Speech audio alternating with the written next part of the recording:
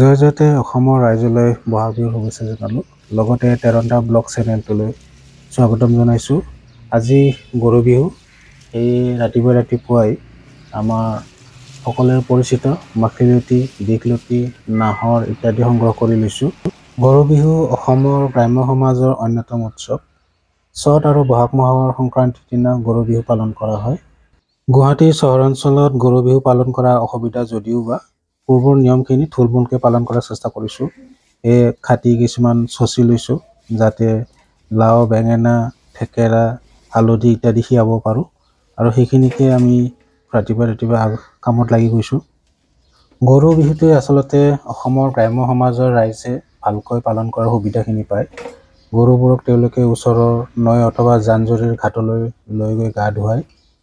দীঘলতী, মাখিয়তী পাতেৰে গৰুৰ গাত কোবাই লাও বেঙেনা খুৱাই ঘৰৰ গৰুকেইটাৰ দীৰ্ঘায়ু কামনা কৰা হয়। গুৱাহাটী চহৰৰ অসমীয়া ৰাইজে গৰু বিহু পালন কৰাৰ ক্ষেত্ৰত যথেষ্ট অসুবিধা হৈ পৰে। নৈ বা জান-জুৰি বুলিবলৈতো আপোনালোকে সকলোৱে জানেই কি অৱস্থা হৈ আছে। তেনেক্ষেত্ৰত গৰুও পাবলৈ নাই। আজিকালিতো গাঁৱতো ট্ৰেক্টৰে ব্যৱহাৰ কৰে, তথাপিও গৰুৰ মান্যতা আমাৰ অসমৰ ৰাইজৰ বাবে যথেষ্ট আছে। অসমৰ কৃষি প্ৰধান সমাজত গৰুৱে পালন কৰি অহা উল্লেখনীয় ভূমিকাৰ প্ৰতি শ্ৰদ্ধা জনাই অসমীয়া সমাজে এই গৰু বিহু পালন কৰি সদায় আহিছে। আজিৰ পৰা প্ৰায় 30-35 বছৰ আগতে আমাৰ গুৱাহাটী চহৰতে আশে-পাশে অঞ্চলখিনিত ধান খেতি কৰিছিলে। এতিয়া গৰু যথেষ্ট আছিলে, আমাৰ নিজৰো আছিলে, কিন্তু এতিয়া সময়ৰ পৰিৱৰ্তন সেইবোৰ নাইকিয়া হ'ল।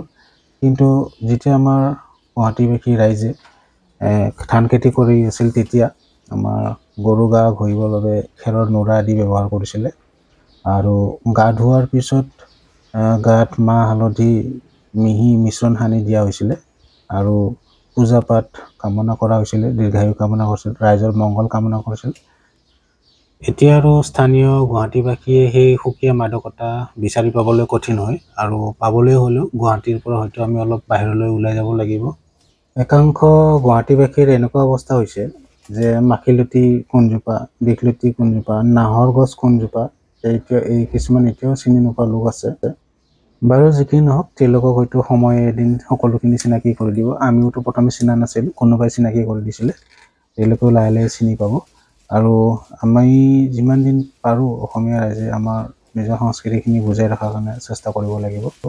তাৰে এটি সামান্য প্ৰয়াস মোৰ তৰফৰ পৰা চেষ্টা চলাই থকা হৈছে, যাতে গৰু বিহুটো থুলমূলকৈ হ'লেও সামান্য নীতি নিয়মখিনি হ'লেও পালন কৰিব পাৰোঁ। আৰু গৰু বিহু দিনৰ ভাগত যিমানখিনি ফূৰ্তি আনন্দ লাগে, আৰু সন্ধিয়া সময়খিনিও যথেষ্ট আধ্যাত্মিক এটা পৰিৱেশ সৃষ্টি হয়। নতুন পঘা পিন্ধাই অনা হয় গৰুক, আৰু সন্ধিয়া গোহালিত ধূপ-ধূনা, জাক ইত্যাদি দিয়া হয়, মংগল কামনা কৰা হয়। এই যে মোৰ হাতত আপোনালোকে দেখিবলৈ পাইছে মাখিলতী, দীঘলতী, নাহৰ, নৰসিংহ পাত ইত্যাদি, এই সকলোবোৰ আমি খানাপাৰা পাহাৰতে পাই গৈছিলোঁ ওচৰতে। আৰু আমাৰ একদিন আগতে, গৰু বিহুৰ একদিন আগতেই আমাৰ গোটেই ল'ৰাবোৰে চাইকেলত কেতিয়াবা এজনকৈ, কেতিয়াবা দুজনকৈ এনেকুৱা লগ লাগি যাওঁ, আৰু বোজা কৰি পেলাই লৈ আহিছিলোঁ, যাতে ওচৰৰ পাজৰৰ মানুহখিনিকো আমি ভগাব পাৰোঁ। কিন্তু এতিয়া সময়ৰ পৰিৱৰ্তনৰ লগে লগে সেই পাহাৰ আৰু এতিয়া পাহাৰ হৈ থকা নাই, সকলো জনবসতি মানুহ পৰিপূৰ্ণ হৈ পৰিল। আপোনালোকে বাৰু গৰু বিহুৰ দিনা কি কি গছৰ পাত ব্যৱহাৰ কৰে আপোনালোকে জনাবচোন, আৰু কোন ঠাইত থাকে সেই বিষয়ে জনাব। আৰু নঙলামুখত বহু গাঁৱত বহু ঠাইত গছৰ ডাল এটা দিয়া হয়, আৰু সেই গছৰ ডালজোপা কি আচলতে, কি নাম আৰু কিয় দিয়া হয়, এই বিষয়ে অলপ যদি জনা মানুহ আছে জনাবলৈ অনুৰোধ জনালোঁ। কিন্তু এতিয়া অতি দুখৰ বিষয় যে এই গৰু বিহুত লগা যিবোৰ সা সামগ্ৰী, এই সকলোবোৰ আমি এতিয়া কিনিব লাগে। 10 টকা মুঠা, 20 টকা মুঠা এনেকৈ কিনি আনি এতিয়া গৰু বিহুটো পালন কৰিব লাগে।